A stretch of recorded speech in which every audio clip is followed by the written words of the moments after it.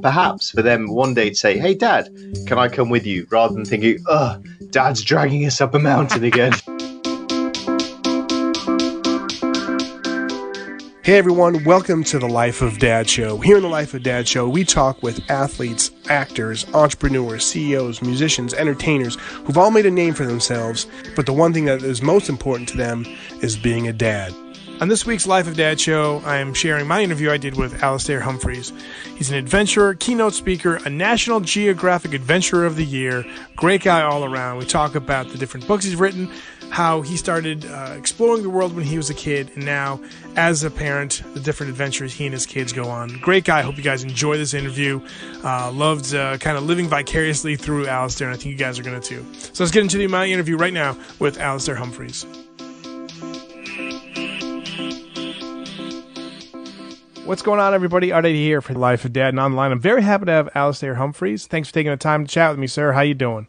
I'm very good. Thank you for having me. Yeah, I'm so glad we're having you on the show. You know, reading up on your bio, man, there's so many things I want to get into, but I first have to say congratulations on your new book, My Midsummer Morning, Rediscovering a Life of Adventure. Talk a little bit about the book, and obviously you're a well-known author. People have picked up your stuff, your past books, but tell me what fans of your books can expect from this book. Okay, well, I've been an adventurer for years and years now. I've written books about cycling around the world and going to sleep on your local hill, and I've rode the Atlantic Ocean. I've done all sorts of big adventures. My most recent adventure, I played the violin through Spain for a month, despite not being able to play the violin at all. With no money and no credit card. I wanted to exercise in scaring myself and the sort of risk and vulnerability that comes from standing up, trying to play a violin, feeling like an idiot, but knowing that if you don't do it, you're not going to eat tonight. So I wanted to take a different look at what adventure means and try and challenge myself a little bit differently. And the reason that my adventures have changed from being sort of big, tough guy, cycle around the world for 4 years to something a bit more different like the violin is because I've become a dad, and as many dads and parents will know, there's a significant shortage of time these days, so my perspective on adventure has changed very much in the last few years, and this book I've written is the first book I've ever written that actually addresses the issues of how to live an adventurous, ambitious, somewhat selfish life, but also try to be a good present dad as well, and the difficult struggle between those two things. Nice, man. And of course, put up links where people can purchase the book. You said you love adventure, and of course, like I said, reading up on your bio in our quote unquote green room before we started this podcast, it's cool to see that, like, at the age 9, man, you completed a 20-mile Yorkshire Three Peaks challenge. Love the sense of adventure happens for you at a very young age.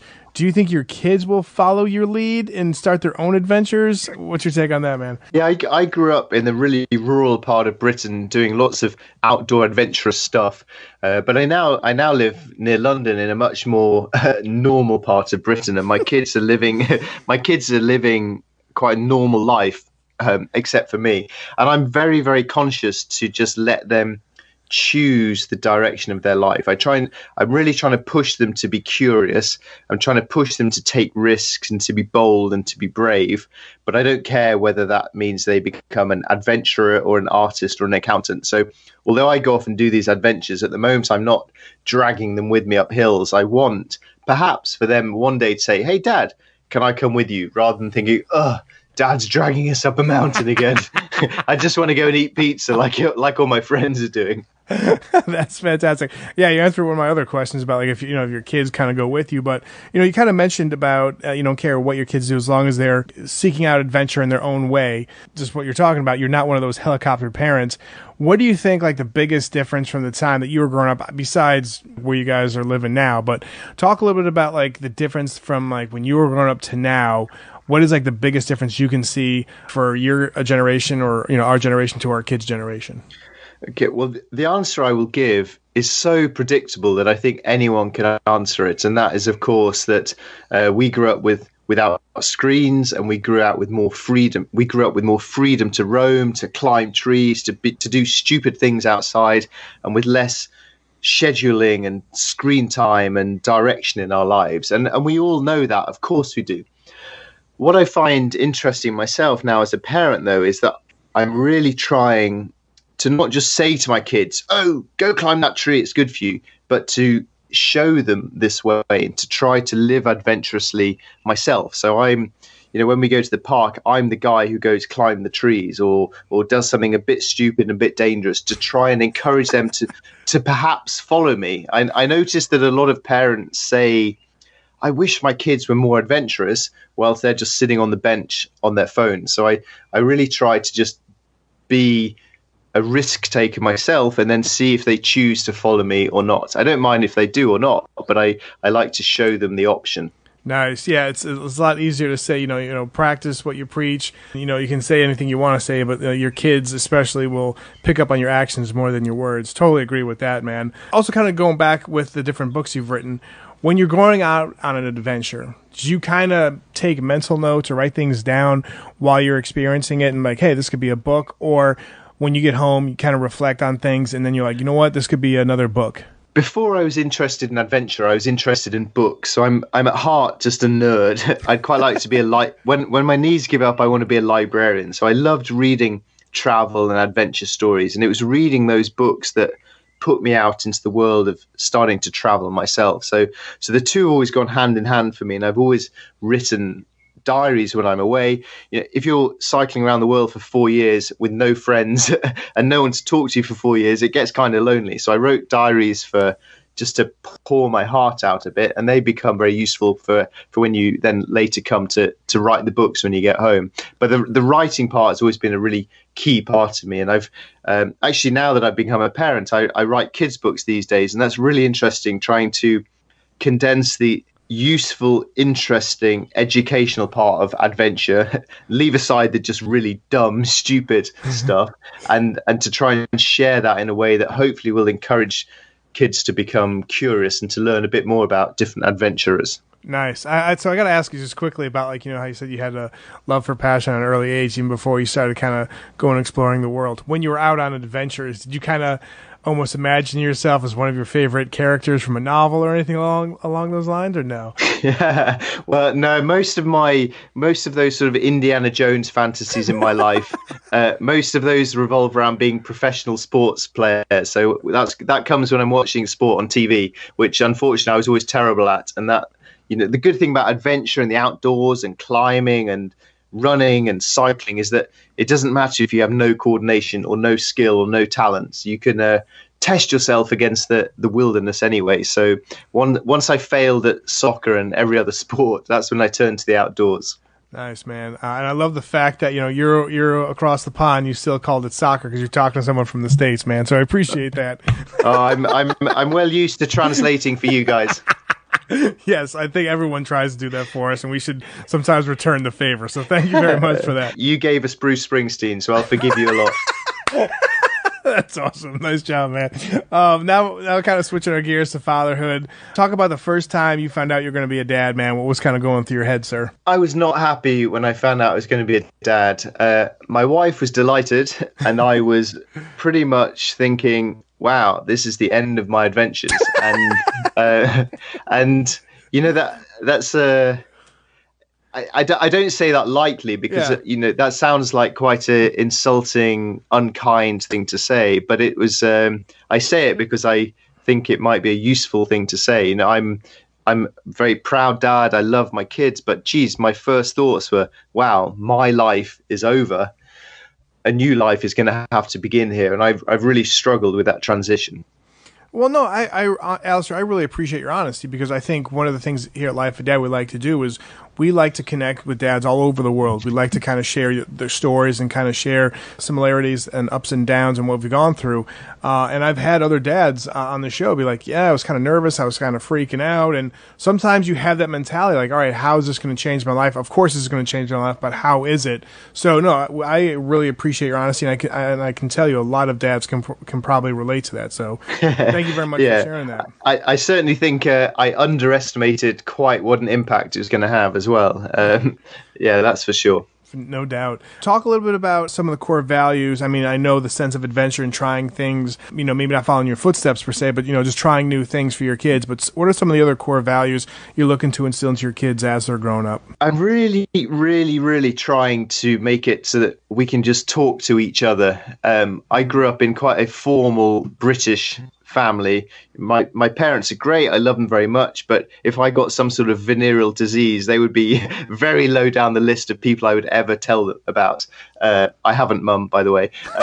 I'm really very conscious of that in my own upbringing, of really wanting to, with my own kids, just to be able to talk about anything. So whenever they do something dumb and stupid, I tell them off, and then I say, thank you for confessing that to me. And that's something I really, really want. I'm also really trying to encourage them just to be curious. So whenever they ask, the dumb, endless questions kids ask, I have a rule to myself, which is like an adventurous endurance challenge of my own. Whenever they're saying, why, I have a rule that I will not lose this war, and I will keep answering why forever and ever and ever and ever. So I'm just trying to encourage curiosity and to never lose the why war.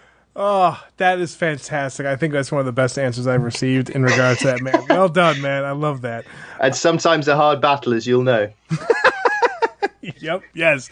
No, but I think it's great though, and I think communication, just to kind of go, kind of respond to what you said. I think communication is key, especially now more than ever. You see, some kids, especially in the teenage years, and we were all teenagers, of course, and we kind of wanted to find our own self, and we wanted to maybe move away from our family here and there, and just kind of like go off on our own and see what life is about. And I get that, but now more than ever, you see people dive into their phones and find that they can talk to complete strangers, which is sometimes a very bad thing, as we all know. We've seen the news and all that. But I 100% agree with you. We're having that form of communication, letting your kids talk to you and feel that they can chat with you no matter what, even though they experience some of the consequences. But having that trust is huge. It's a two-way street. Trust is. So I really applaud you for that, man.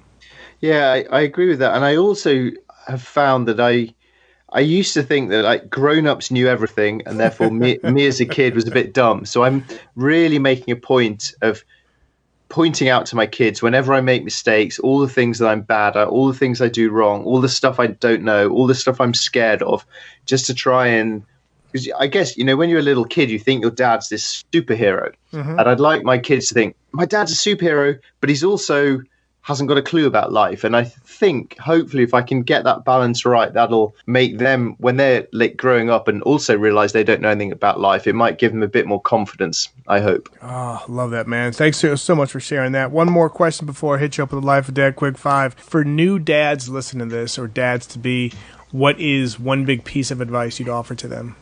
The advice I always offer, well, first of all, I just look back on my life before I was a dad and think, geez, I could have got so much done. Yep. But it's probably too late by that time for this question. So the one advice I say to everyone, just before my son was born, I found this website called maildiary.net, and there's lots of equivalents like it, but it sends me an email every day, or it can be every week, whatever you choose. And all I do is I reply to that email with a couple of lines of answer, and it becomes an online diary. And day by day, that's not that big deal. And some weeks I can't be bothered for a week. But little by little, if you drip, reply to this email over 10 years, suddenly you build up this incredible thing that is worth priceless to you. So signing up for something like that and just starting a small little diary of your life together, I think, is the advice I give to all new dads. Oh, that's perfect. I recently chatted with one dad who said that he lost his parents at the age of 19, and he didn't have anything written down per se, like any signatures or any handwritten stuff. And of course, you're not really saying this is handwritten, but like having that you can share with your kids is a great way of just kind of connecting one generation to the next. So, oh man, that's fantastic. Thanks so much. And I think hopefully other people listening to this will kind of follow your lead and go to that website. So thanks. Now we got the Life of Dad Quick 5. Favorite family movie in the Humphrey household is? Oh, well, we've got the Pixar box set of DVDs, but the Incredibles, I see far too much of myself in that dad. That's a good thing. I like that dad. Bob Parr's pretty good, right? He's trying to be good. Yeah, and that's all we My can mu- strive to be, right? Yeah, my muscles aren't as good, but I'm trying.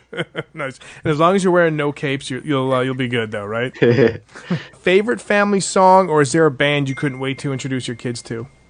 Oh man, I had this endless battle with my wife who thought that young kids should listen to young kiddie music. I had this theory that until they could speak and could not answer back, they should listen to the Beatles, Bob Dylan, and Bruce Springsteen. But sadly, my wife won that battle. So my kid's favorite song is probably Baby Shark, which I strongly recommend you. If it hasn't made it to America, I strongly recommend you don't Google it because it'll be in your head forever. No, it has. Oh, it's been here for a couple of years now, and the problem is now there's a parody for everything. There's an Avengers Baby Shark. There's a Star Wars Baby Shark. There's just everything. So okay, we got that. Now, let me ask you this: share my pain. Would you be excited, or would you be okay if Bruce Springsteen covered Baby Shark? I'd be disappointed. Nice, that's awesome. Yeah. And it's this is I'm very curious for this for your answer with this question, because obviously you've gone to many places. But describe the perfect family vacation. Where would it be?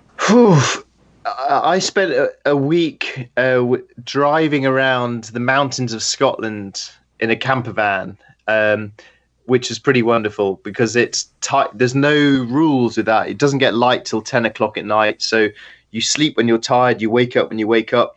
You wash when you find a river to wash in. You entertain yourself by running up that hill and playing in the stream. And I think that was pretty wonderful. Nice, man. And is there a place you haven't been to that you can't wait to discover? Well, I spent 5 years training for an expedition to the South Pole, and then I had a kid and pulled out of that expedition. So the South Pole is quite high on my to-do list. Gotcha, man. And lastly, what are 3 words that your kids would use to describe you? Silly, enthusiastic, and incompetent. Nice, man. Love that. People, make sure you follow Alastair on Twitter at Al_Humphreys and go to his website, alastairhumphreys.com, and pick up or pre-order his new book, My Midsummer Morning, Rediscovering a Life of Adventure. So cool to chat with you, man. Love what you're about, and also, too, I love the fact that you took the time to chat with me about fatherhood, man. My pleasure. And actually, I think following from this conversation, I think actually the books I've written for kids will be much more, they'll be much more interesting to your kids. The Spain book might be interested to any dads with angst, but the kids' books, I think, will be good for encouraging some wanderlust and adventure in children. Nice. And all of your books can be purchased at your website, correct? On my website, on Amazon. I spend way too much time making myself omnipresent on the internet, so you'll find me somewhere. That's a good thing, man. But thanks again for taking the time to chat with me, sir. Thank you. It's really nice to chat. Yeah, no doubt.